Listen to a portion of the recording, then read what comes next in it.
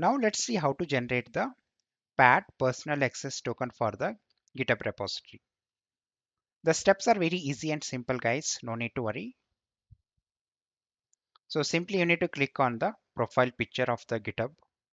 Then you need to select the option as settings, developer settings, then personal access tokens. Then you need to click on the generate new tokens and you need to give the some description.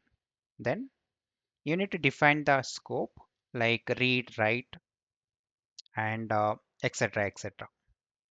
And finally, you can click on the generate token and simply you need to copy the token immediately.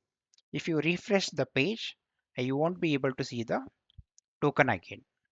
So let's generate the path for the GitHub repository.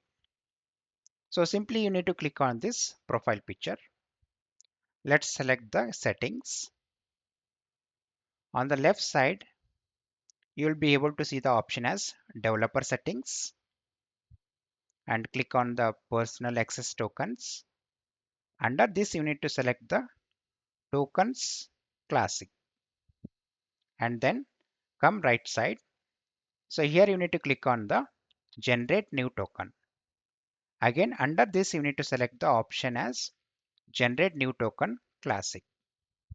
So here you can provide the description. Then, so here you can select all the access which you want to provide to the this personal access token. Then finally, you can click on the generate token. After clicking on generate token button, you will be able to see the one token number.